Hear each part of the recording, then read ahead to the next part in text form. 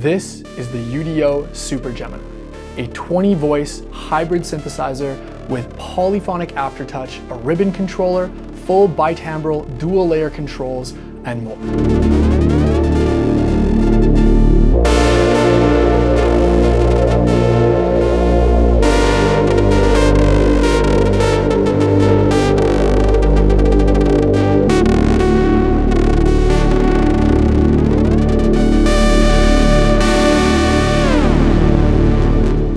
What's up and welcome back to another video. My name is Devin Belanger and today we are going to be doing the much anticipated deep dive into the UDO Super Gemini. In this video, I'm gonna give you a full deep dive tutorial exploring all of the synth's hidden nooks and crannies, give you my full honest thoughts and full review, and of course, play you some amazing sound demos of this synthesizer. Worth noting, while I paid for this synth with my own money, I did buy it direct from UDO at a bit of a discount, but this is not a sponsored video. They're not asking me to say anything. The way that I'm hoping to pay for this synth, as well as selling other gear, is with my brand new custom patch bank for the UDO Super Gemini and Super 8, which you can check out in the description below.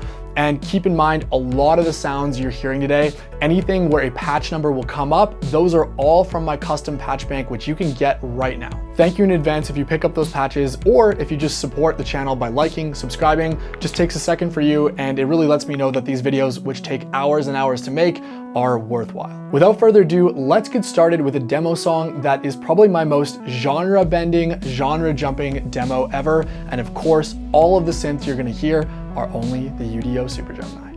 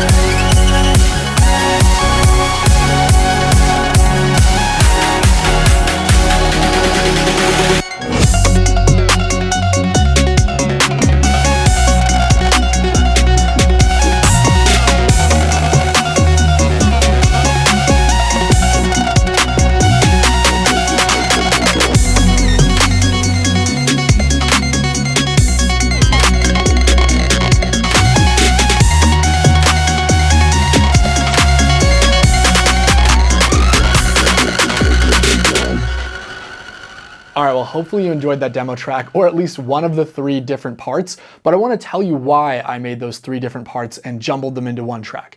And that's because the UDO Super Gemini, with its mix of really inviting hands-on controls, the ability to do classic analog sounds, but then the ability to go really deep with really innovative modern synthesis, I really think that this synth takes you on a journey every time you use it, and it's really more versatile than I initially thought when I bought it.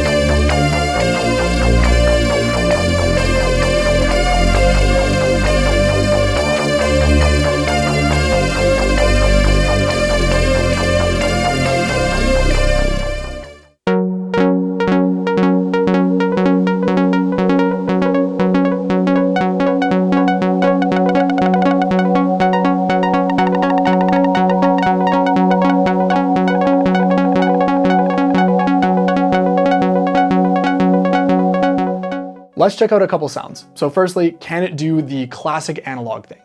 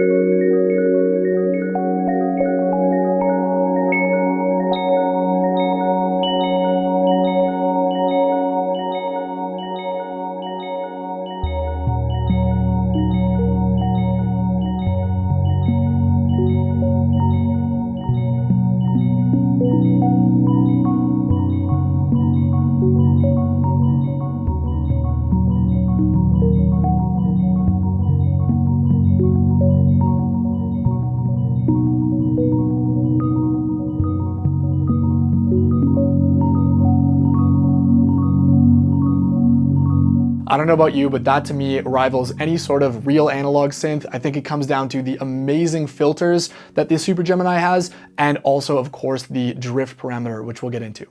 What about some more experimental sounds? How far can we push this thing?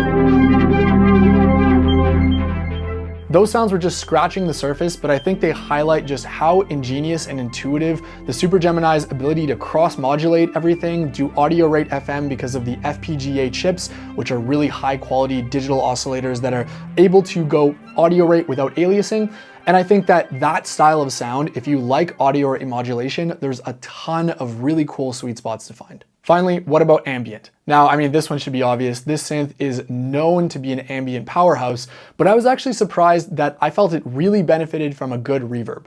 Now, the astute among you might have noticed you were already hearing some reverb. The Super Gemini does not have reverb, so I've been using the Big Sky MX for some of those patches, which is my favorite reverb to pair with it. Just works really well. But I think this synth really does benefit from a good reverb, and I almost wish that there was a reverb instead of a chorus, or there was something a little bit more vibey like an analog bucket brigade delay.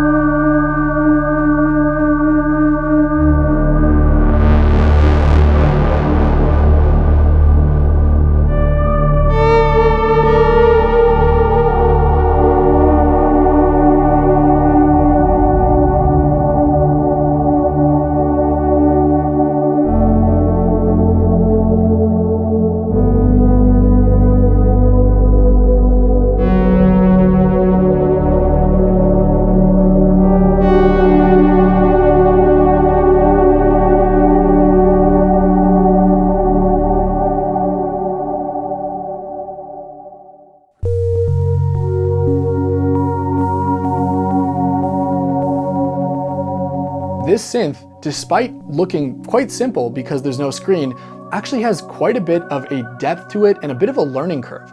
And so what I forced myself to do, this is the first synth in a long time I've done this for, is I read the whole manual. And I really took a couple evenings just to learn the synth patiently and understand that the workflow was different than what I was used to. So with that in mind, as you're watching my deep dive, really try to understand that this synthesizer, it requires you to put in the work and really learn its hidden features. But if you do, it's one of the most amazing synths you'll ever play. Let's get started. All right, well, here we are on the beautiful front panel of the UDO Super Gemini. Let's start by initializing both layers and bringing it into single mode and controlling only the upper layer with binaural off. We'll get to all these features later, but first things first, let's just listen to an init patch. Now, the first thing you'll notice is even from init, the Super Gemini has poly aftertouch enabled.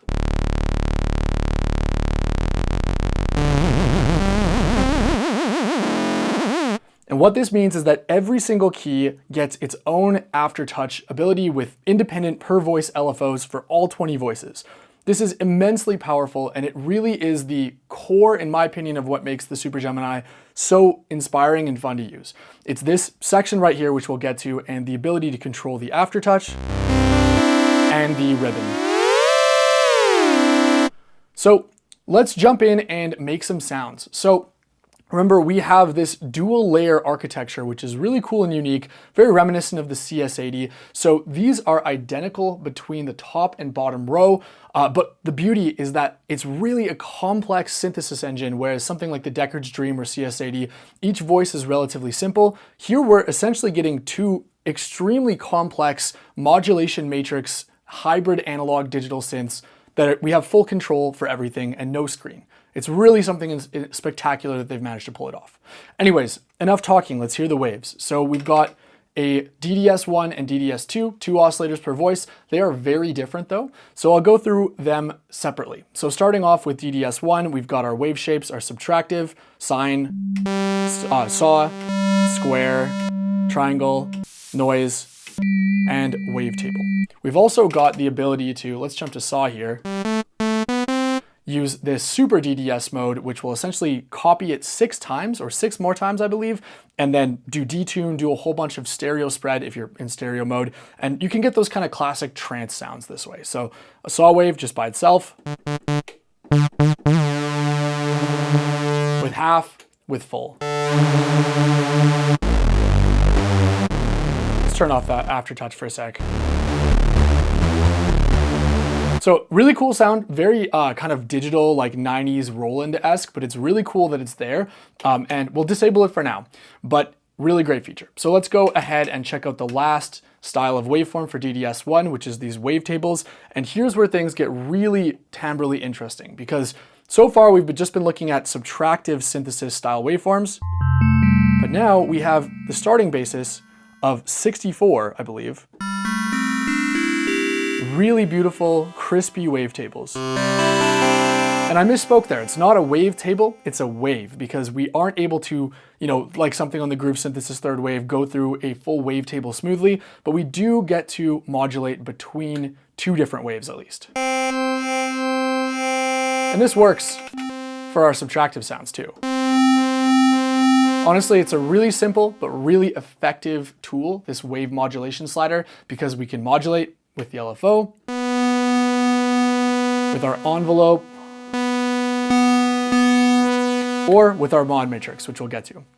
So probably the coolest thing to do here is let's find a wavetable that we like, and then we'll send it to Super DDS. Then we'll start to play with the binaural and stereo spread elements of the LFO before mixing in Oscillator 2. We haven't even looked at Oscillator 2 yet, or even the full second synth. So on to our wavetables.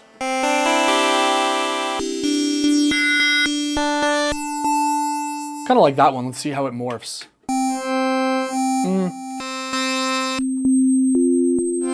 Much better. That's really nice and smooth. So let's send that to LFO1.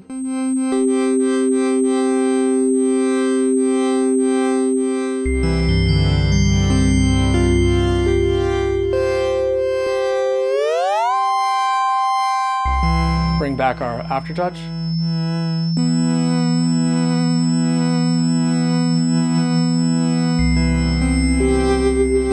Try some other waves.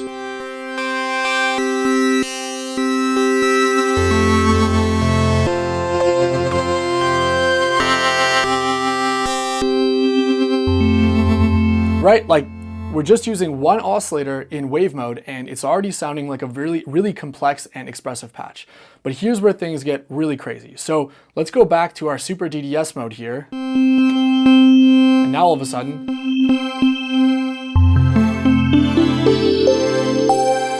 we've got this really lush detune sound.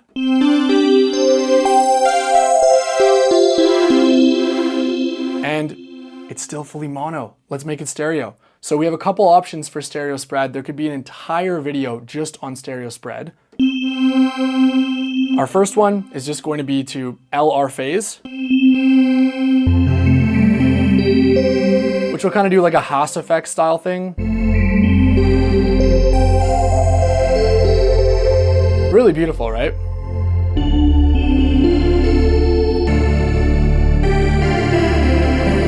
There you go, that's a nice wavetable. Or if we don't want that, which, that can cause phasing issues if you collapse to mono, so not recommended for bass, we can do a standard pan spread by hitting shift and then doing the same thing. Very reminiscent of stuff you'd find on like the sequential instruments. Or if we don't want to do that, we can hit this binaural mode. So standard, and then binaural.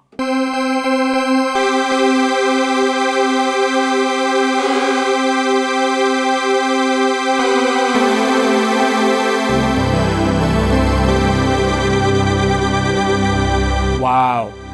So what binaural mode is doing is it's going to essentially split what's happening into two identical synth patches and pan them left and right. So we get this really unique movement with the LFO, with any sort of modulation we're doing on the filter, pitch, whatever it might be. And this will half your voices. So we're working with 10 voices now.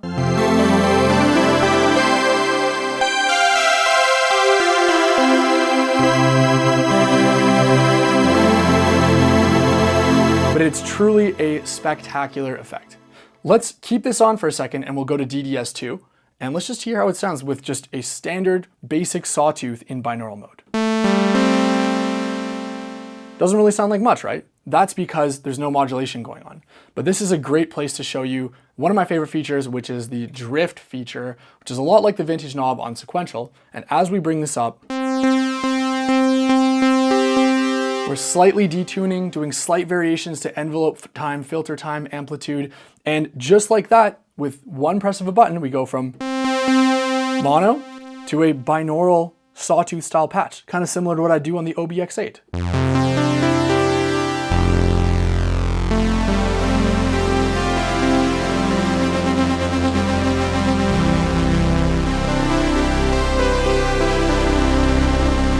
Except we have 10 voices. Amazing, right? Let's go through the other wave shapes while in this binaural mode. And I'll give you guys a little cheat sheet. If you do have this synth, I find that if you want to do kind of standard analog, lush, warm sounds, Oscillator 2 is the one you want. Oscillator 2, in my opinion, sounds more authentically analog, and just the way that the wave shapes work, the abilities to pulse width modulate, all those things, they really work exceptionally well for those kinds of sounds, whereas Oscillator 1 is a bit more for that experimental, digital, really wide binaural stuff, you know, that we were looking at before with the wavetables. So we've got some sine waves.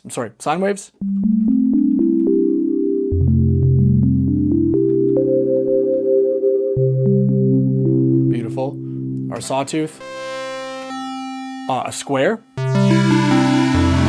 Oh, the drift is getting in there. Triangle. Noise. Both have noise, which is extremely handy. And then, of course, the pulse width modulation. Let's send some pulse width modulation here.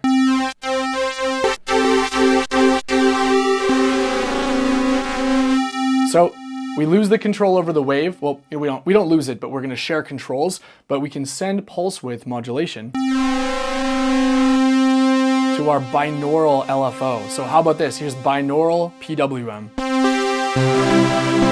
I think we're going to turn down that drift, honestly. It's a little crazy for me now. All right.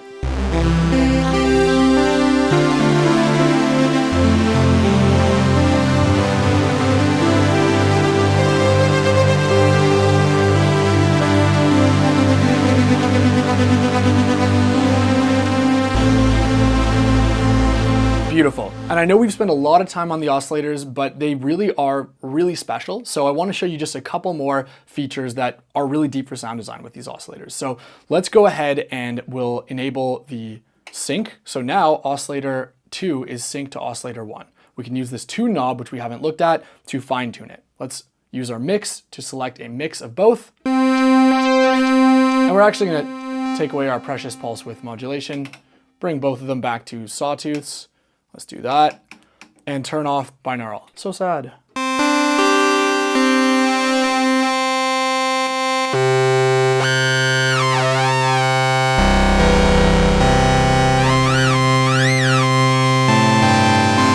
So we can do those kind of classic sync leads if we wanted to, for example, send envelope 1 rather to DDS2. Let's do that. Take away our release.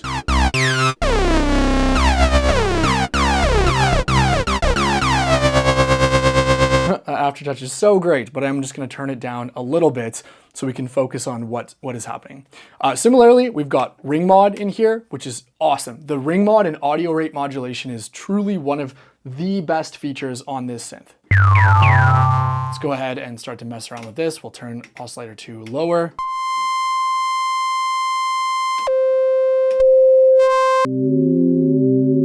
I was on sync still. No wonder it sounded weird.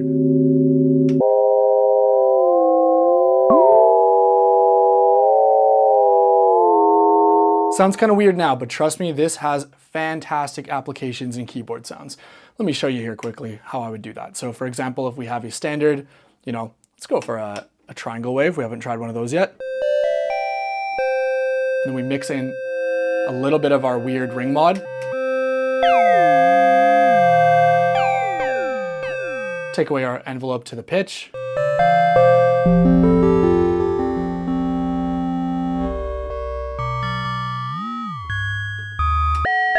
There you go. Make those clangorous bell tones.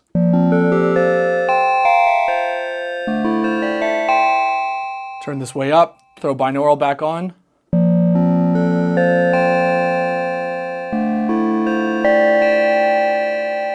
So cool, right? Like this section right here is probably, I'm gonna say it, probably my favorite oscillator section on any synth I've tried. It took me a while to get my head around, but once you get your head around it, it really marries the workflow and speed of something like a Prophet 6 or OB6 with the depth of a digital synthesizer. It's insane.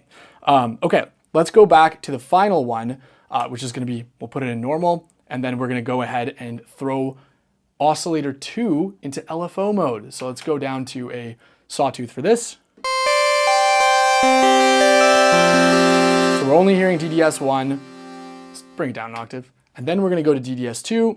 We'll take it all the way from its high pitch here to LFO mode. We no longer hear it, right? So now what we can do is send DDS2 to different things. We haven't looked at the filter yet, but this is probably the easiest way to hear. So we'll go ahead, we bring back DDS1, and let's send DDS2. We now have another polyphonic LFO. We can change the speed, the shape,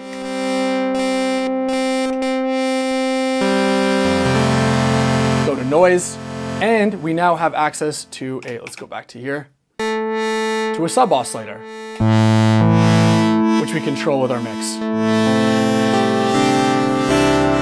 So the way that UDO have designed this synth is really just, even just with these 5 knobs here and these couple of sliders, we've got so much timbral variety. So let's move on to the filter section. I'm actually just gonna reinitialize the preset here. So manual upper, right here. And we're just gonna, let's do a nice kind of classic analog sound to show you how well it would do those too. So we'll turn off binaural for now. A little bit of detune between the 2 oscillators, a little PWM drift. Sorry, vintage drift.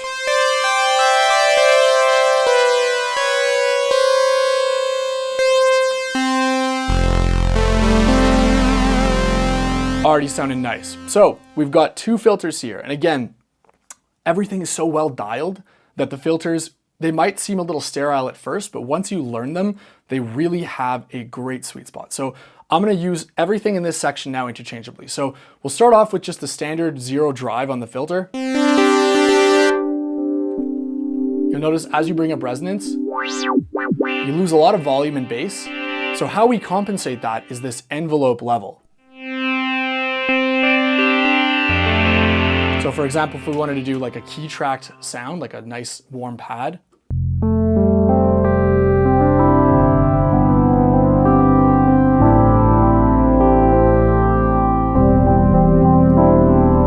Right? Without any resonance, we move the envelope level down. Right? And then it's kind of like getting used to this style of workflow where as you move the resonance up, you're going to compensate for it with the envelope level. Because as I mentioned, this is a very quiet synth sometimes, and really understanding what is going to bring down your master volume and what's going to keep it level or compensate for it is key to learning this synth. So next filter here, we've got some drive, and I really like this setting because it really helps offset the drop in volume when you turn up the resonance. Now, normally I gravitate away from filters like resonance bass makeup, but it sounds really good on this synth.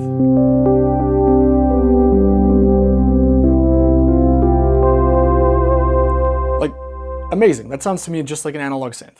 We've got a high pass filter, which is extremely useful when we get to binaural mode or bitimbral mode.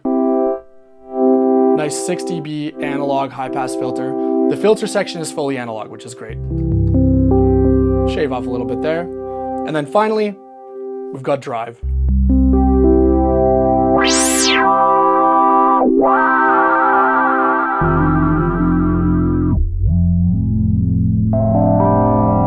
What this pretty much does, watch your ears, is sort of almost like saturate and compress, like tape compression of the resonant peak. So you can do these high resonant sounds without it destroying your ears. Right, so I find the sweet spot tends to be drive 1, which we'll leave it on now. But a lot of the sounds you're hearing in the demo we'll use either for a more clean sound off, or for usually a lot of basses, I'll leave drive on 2. So we've got keyboard tracking, so the filter can totally track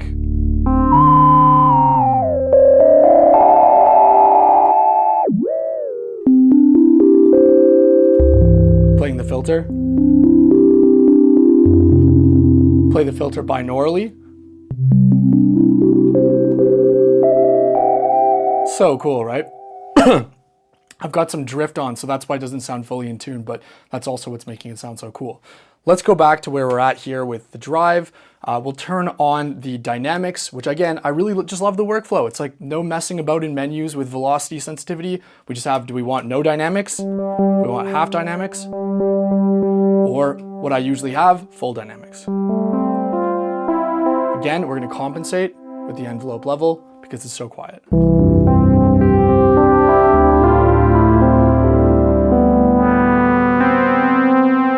Sweet. So let's go and do some audio rate modulation. Again, DDS2, we looked at it as a LFO.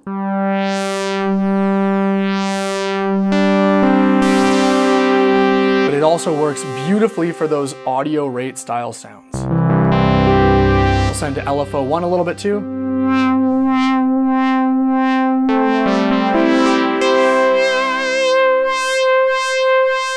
And we'll send to the envelope. Let's send it to envelope 2 so we can free up envelope 1 for some cooler stuff.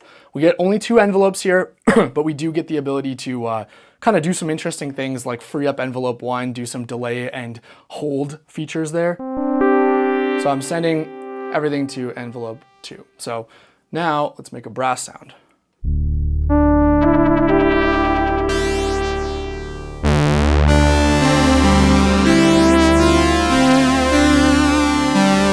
Let's change this back to pulse width modulation.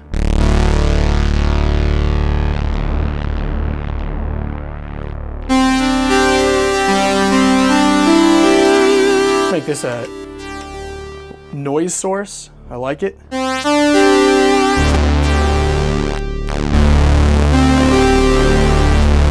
Put on binaural. Very cool. All right, cool. I'm liking how that's sounding. Let's go and do a couple little envelope tips here. So one really cool thing I love to do is the looping envelopes. And this is where we'll start to jump into more of a free-flowing modulation tutorial. So we'll throw on the loop mode here and we'll bring down the filter. Now, we've already freed up, this is kind of complex. So we've already freed up envelope 1 to do whatever we want because we're sending the filter to envelope 2, but we can actually go into our mod matrix and do whatever we want here because there is a full screenless mod matrix on the synth as well. So for example, if I grab envelope 1 and send it to the envelope level here, we're gonna get a bouncing tremolo effect as I turn it up.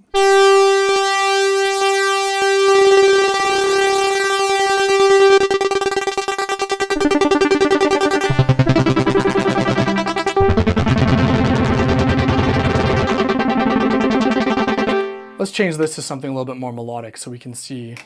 Let's go to a sine wave.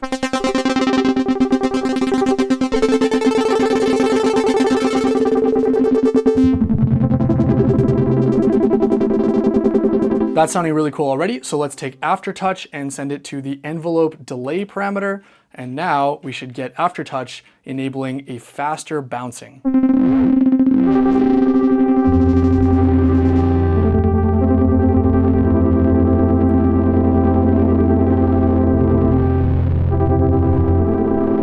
So cool, right? So we haven't really looked at other modulation sources yet. In fact, we haven't even really looked at LFO1 in detail because I got so caught up in the oscillators. But let's go ahead and we'll take LFO1. Just currently doing PWM. Let's delay it.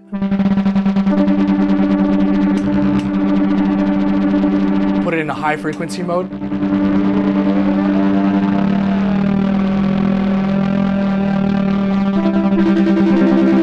So now we have audio rate modulation of the pulse width of oscillator 2. Like it really is like using a modular synthesizer. Let's start doing some cross mod and ring mod.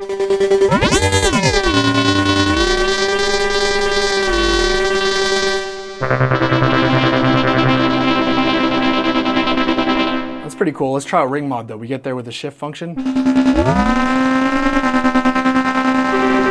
Oh, so good. The ring mod here, like the ring mod here is great between the oscillators, but however they've made the ring mod here is one of my favorite sounding ring mods I've ever heard. Like I love ring mod as an effect, and this is so musical and usable.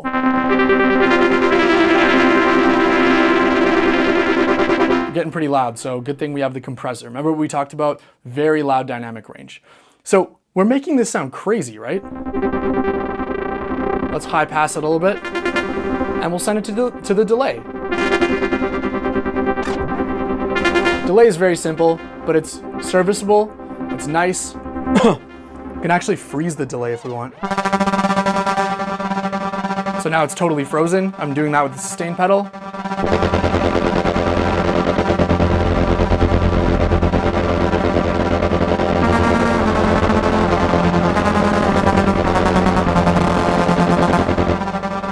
So cool, right? Okay, let's do a couple more final modulation assignments just to show you how crazy this is.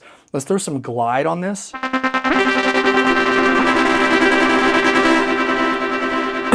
We'll come back to our wonderful little mod section here, which is one of my favorite sections. We'll make it so it's only affecting the upper section, and we will make it so that, let's make the trigger affect the aftertouch of LFO.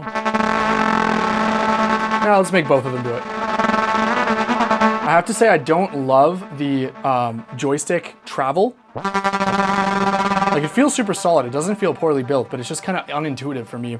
Like if you wanted to, for example, you could just have the LFO on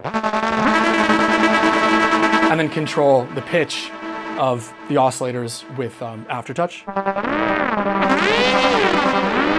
Could do only DDS2 to control the ring mod. Or only DDS1 to do some weird stuff.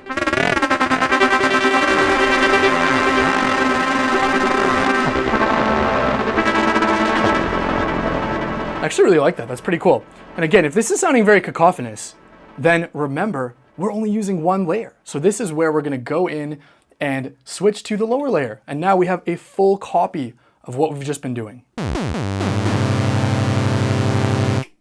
Turn off the glide.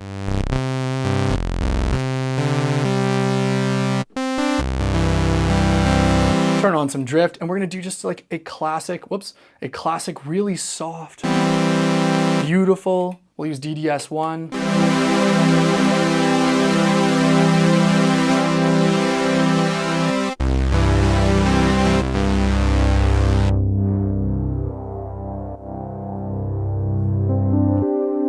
Send it to delay, put on those dynamics, half keyboard tracking.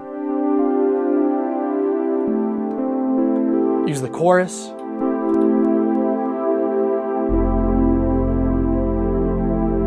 Let's send the aftertouch with the mod assignment, aftertouch to cutoff here. So now,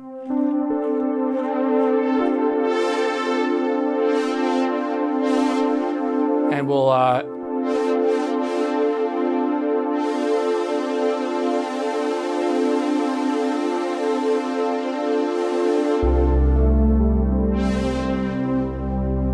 layer that in with our really cacophonous sound, and then we can mix them together.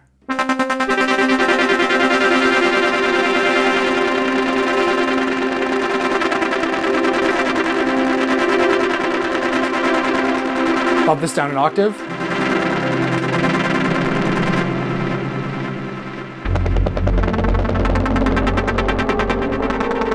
Oh, my bad. I'm only transposing one. I kind of feel like this section here confuses me sometimes. I would almost like it if the transpose was not linked to deciding if you're controlling the upper or lower layer, but let's see.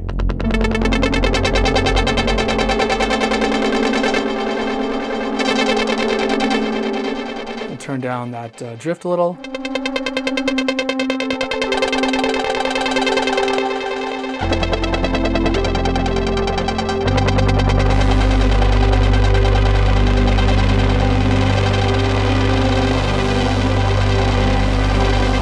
Listen to that detail in the sound. We'll sustain.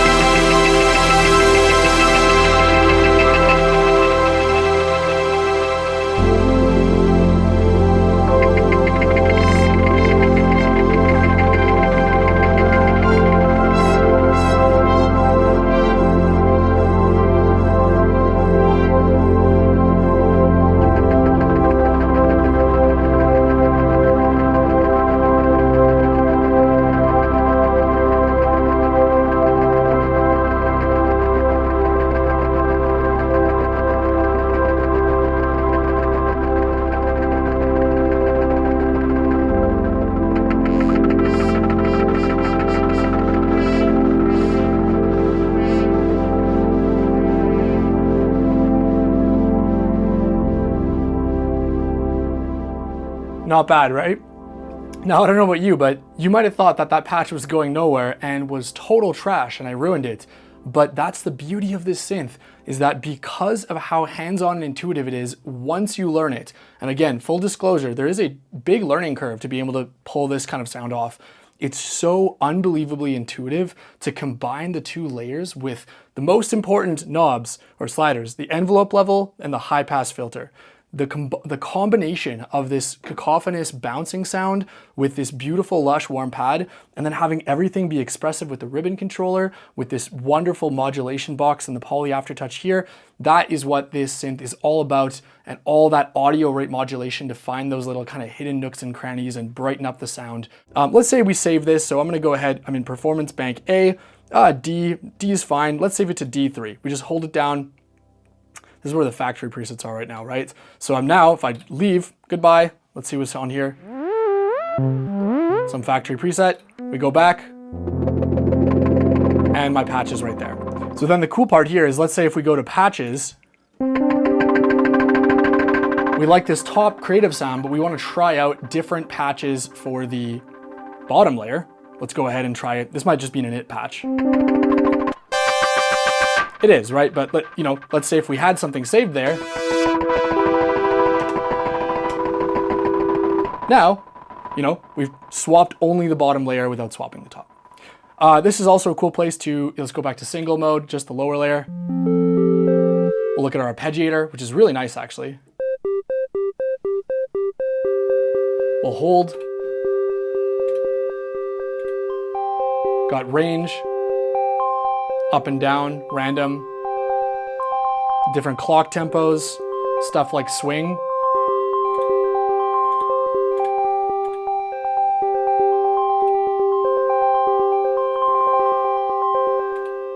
We've also even got a basic sequencer, which you can store sequences and stuff.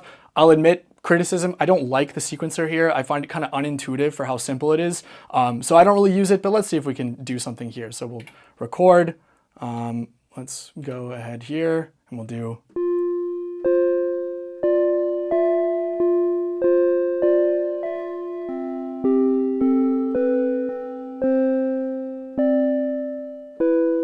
Perfect. And then let's go ahead and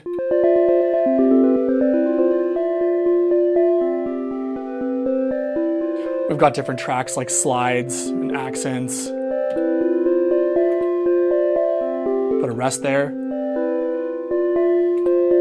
I can change the length.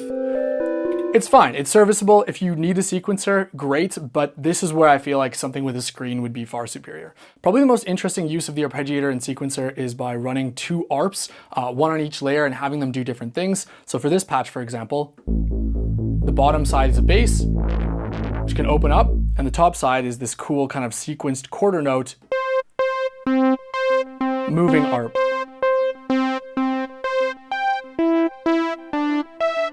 So let's do some jamming.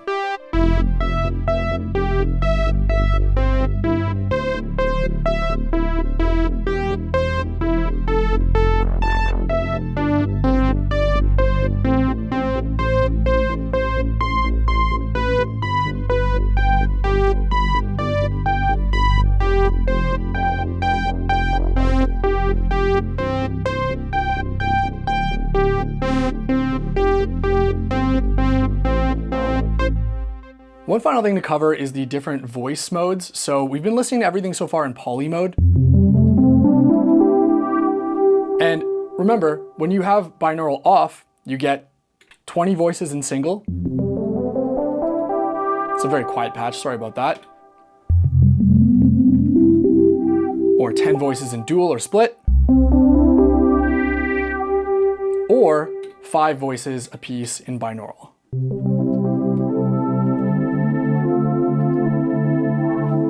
But we can actually mess with this and do some pretty cool things around this voicing and binaural mode that we haven't talked about.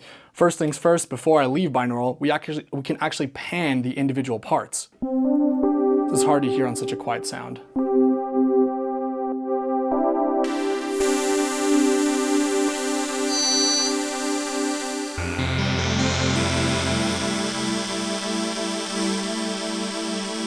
At least as of now, I don't think that you can do this when it's not in binaural, which is a real shame because the ability to pan both parts would be sweet. Hopefully future update fixes that. Let's go back to our binaural sound. So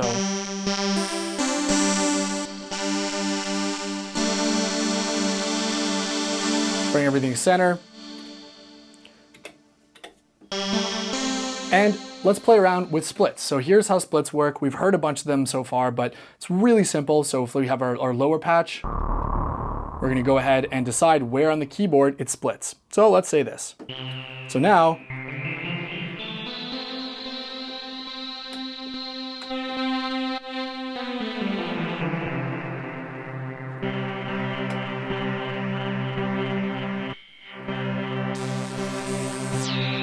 there you go, that's better.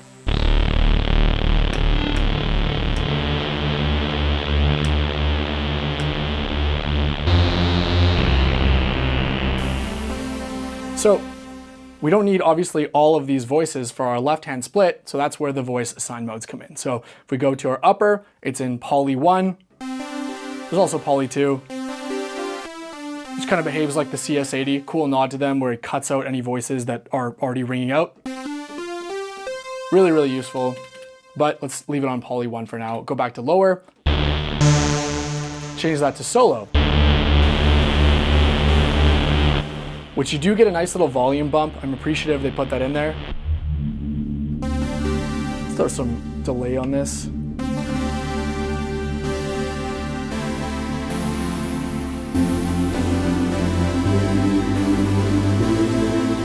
Lovely, right? So we can also do a legato mode, which will take advantage of the glide.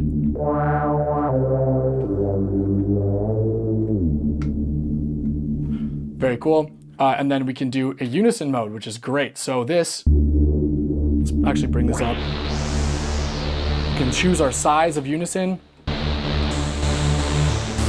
even doing chords or octaves. I like the octave one, it's pretty nice.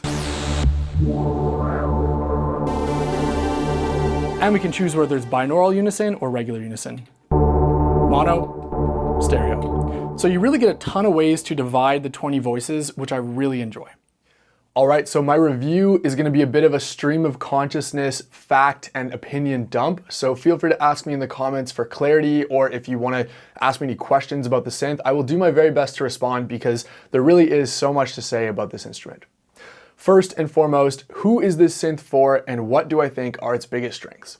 Well, if you've been watching the video, you can probably already guess that I'm gonna say that the workflow and the ability to have everything on the front panel, CS-80 Deckard's Dream style, but go so much deeper than either of those synths could ever dream of is just truly spectacular. If you're willing to put in the effort and work, this is one of the most rewarding synths. I'm gonna say this is the most rewarding synth I've ever used because it gets me to the speed of working that I'm used to on something like an OB6 or Prophet 6, but I'm making, like you heard, these crazy bitimbral layered audio rate modulation sounds.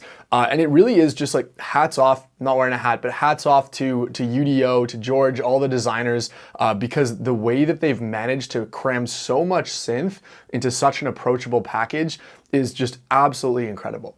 How about the sound? Well, you've been hearing the synth so far, so only you can decide if you like the sound. For me, I have to say I've really grown to love it. This is not a synth, in my opinion, like a Prophet 10 or OBX8, where the initialized patch just sounds like phenomenal with just nothing else whatsoever. But if you're willing to learn the synth, again, it always comes back to that, there's a huge pocket of sweet spots. I'd say that the UDO Super Gemini can absolutely nail those classic analog tones, but it really is at its most comfortable doing more of a sort of like modern vintage sort of hybrid sound where you're gonna maybe layer one really beautiful saw wave, low pass filtered pad like I talked about, like I showed, with something really crazy with a lot of audio rate modulation. And I think if you're interested in a character of sound that really takes advantage of audio rate modulation, ring mod, as well as the polyphonic aftertouch to do some really interesting expressive audio rate modulation, this synth is unparalleled. Nothing does it as well.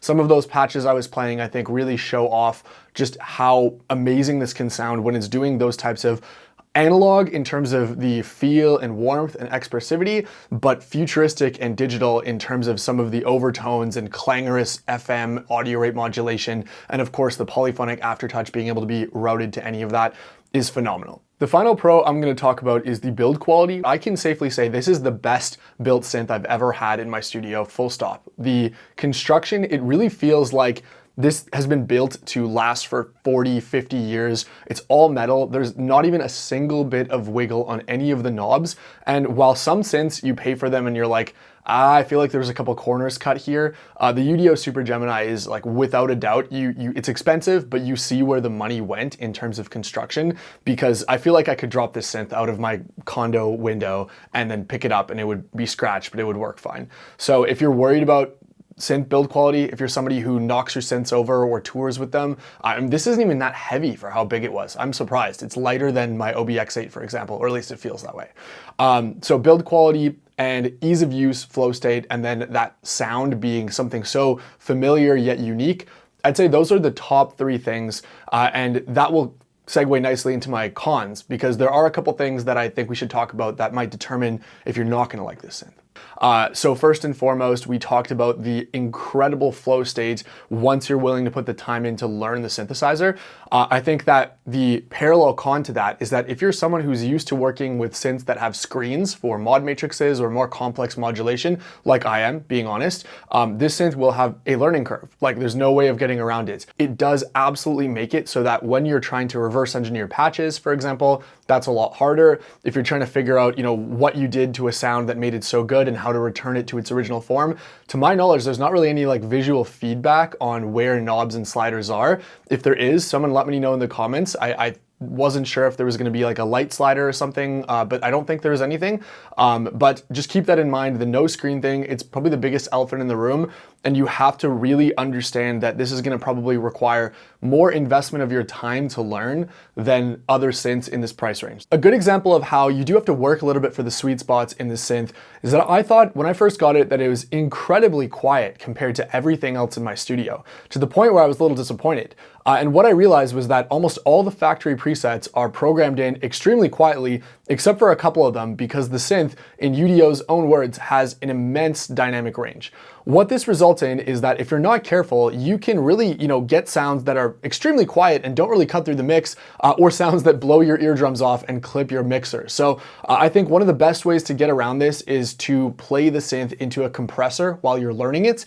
I do think, however, that this method means that the headphone jack can be a little frustrating to play directly from, because sometimes I was finding that my headphone amplitude was really low, or all of a sudden I was clipping my headphones and it wasn't the best feeling while I was learning the synth.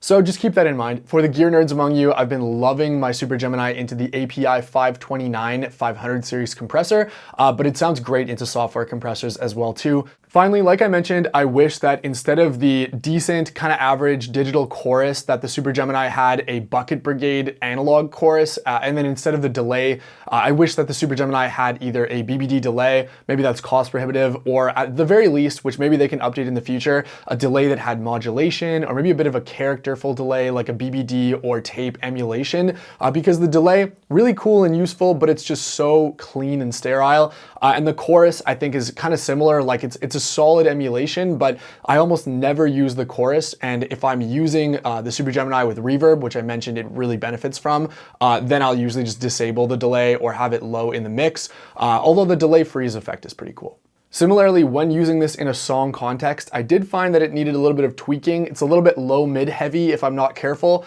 but like anything, I mix almost all my synths after the fact in the studio. But yeah, the UDO Super Gemini, it really feels like an instrument that allows you to push it as far as you want, but the trade-off of that is that when you push something too far, you can make it sound not so good. So just make sure you understand that. If you're looking for this journey, this sound exploration machine, then yeah, 100%. If you're just someone who's more interested in, sitting in the studio and finishing songs, like quick, choosing a preset, loading it into the synth, writing a song with it, minimal mixing after, probably not the first synth I would recommend, unless, again, going back to number one, you're willing to invest the time to learn it so you know how to tweak those presets. How about comparisons to other pieces of gear that I own? Well, I'm not gonna do a full comparison to my studio right now, but let me know in the comments if you wanna see a video like that, and if so, what you want me to compare it to. But I will address the elephant in the room, which is the third wave. I've gotten a lot of questions about which synth I like better, which one I'd recommend. And it really is, I know this is a cop-out answer, but it's so hard to pick between the two because they're so different. I think the best way I could describe this is that the Super Gemini is gonna be the synth for you if you're more of an in-the-moment sonic exploration, flow state type of player where you want that expressivity and reactive feedback. If you're someone who prefers to design patches separately and then later on use those patches to jam and compose, then the third wave is going to be for you because it is objectively a deeper synth. But the UDO Super Gemini, it really is just unparalleled in terms of that in the moment sound design, jamming, performance, sonic exploration. But that is enough. I have been talking far too long. I'm getting tired of hearing my own voice. I'm sure you are too. But thank you so much for watching if you're still here. As mentioned, I funded this channel through the sale of my custom synth packs, including my brand new UDO Super Gemini synth pack. So if you do have any hardware synths or soon to be software, please do go and check out the links in the description, and it would mean the world if you would pick up some of my patches so I can keep making these super long and nerdy videos for all of you. Thanks so much. Remember to like and subscribe if you enjoyed the video, and let me know in the comments below what you think of the UDO Super Gemini. I'll see you in the next video.